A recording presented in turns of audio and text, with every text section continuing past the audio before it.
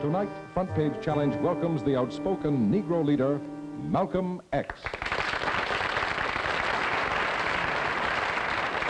Sir, what's the real reason why you two men split? Is it merely ideological, or is it personality? What else?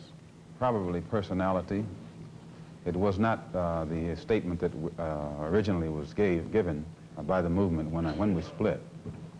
It's more personality than anything else. You've called people like Martin Luther King, who just got a Nobel Peace Prize, an Uncle Tom. Is this correct, first? Well, I'd rather say that in the States, there's a law that has recently been passed, or a decision handed down by the court, wherein if you call someone an Uncle Tom, they can sue you for libel. Well, so I never refer to them as Uncle Toms. I would say that Uncle Martin is my friend.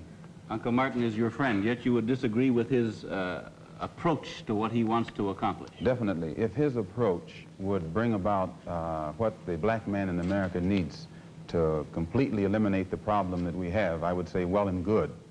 But I very much doubt that anyone who adopts the approach that Martin Luther King has been teaching to our people in that country can point to any meaningful gains that has actually served to solve the problem. Black Muslims have sometimes, whether you have or not, and I think probably you have sometimes, it seemed to me, been preaching hate to meet hate.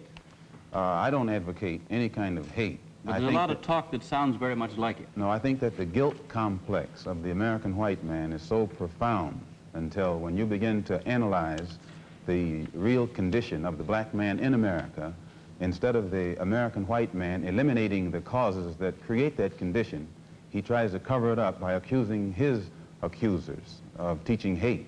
But actually, they're just exposing him for being responsible for what exists. Well, that's something of an argument, but I've heard speeches made by some of the people of your group. I think I've heard you make speeches. It seemed to me that you were advocating what I would have to describe, I think, as violence to meet the serious injuries that have been done your people, with which I totally agree. I don't call that violence. I don't in any way encourage black people to go out and initiate acts of aggression indiscriminately against whites.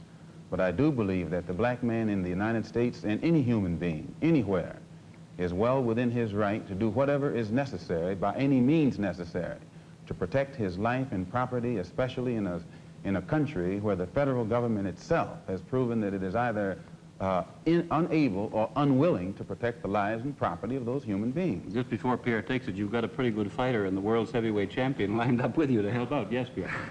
Well, Mr. X, if I guess I call you that, is that the proper appellation, Yes. Mr. X?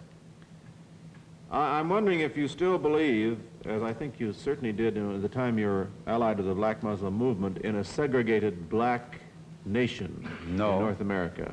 I don't believe in any form of segregation or any form of racism. I'm against any form of segregation and against racism. Am I right in saying that the black Muslim movement, which you have left, did believe in that? Well, Elijah Muhammad taught his followers that the only solution was a separate state for black people. And as long as I thought he genuinely believed that himself, I believed in him and believed in his solution.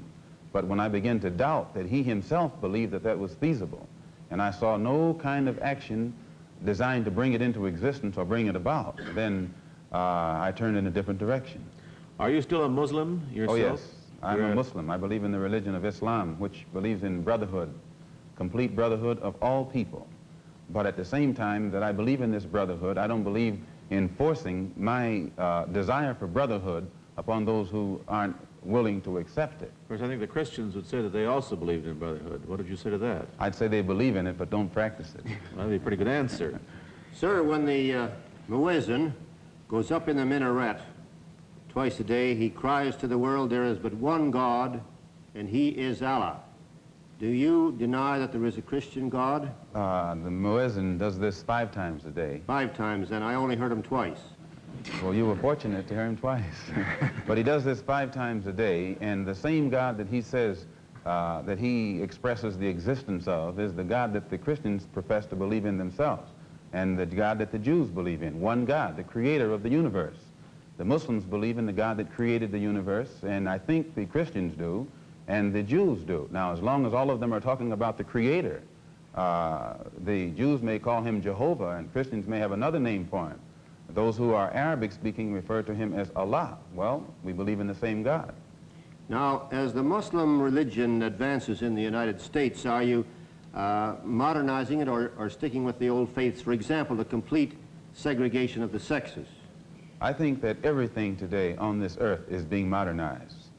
Religious principles and practices, as well as political and other things.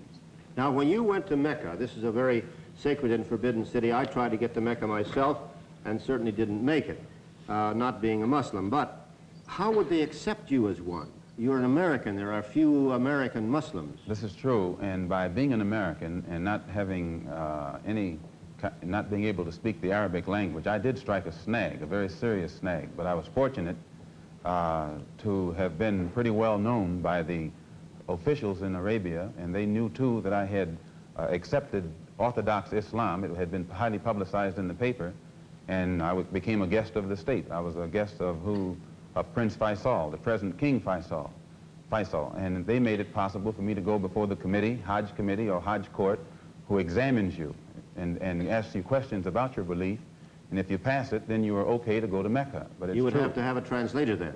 Oh, I had one.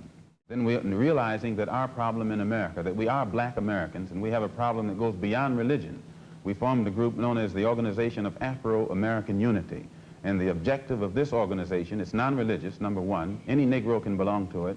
And the objective of that organization is to bring about a condition that will guarantee respect and recognition of the 22 million black Americans as human beings. We feel that the problem, number one, of the black man in America is beyond America's ability to solve. It's a human problem, not an American problem or a Negro problem. And as a human problem or a world problem, we feel that it should be taken out of the jurisdiction of the United States government and the United States courts and taken into the United Nations in the same manner that the problems of the black man in South Africa, Angola, and other parts of the world, and even the way they're trying to bring the problems of the Jews in Russia into the United Nations because of violation of human rights. We believe that our problem is one not of violation of civil rights, but a violation of human rights. Not only are we denied the right to be a citizen in the United States, we're denied the right to be a human being. Mr. X, may I thank you very much for coming on our program and perhaps clearing away some of the cobwebs of misconception that some of us might have had about your belief. And I think you're a very sincere man, and it takes a lot of courage to admit a former belief is wrong, and we congratulate you for that and the service you performed tonight in giving us your views. Thank you so much, Mr. Thank you.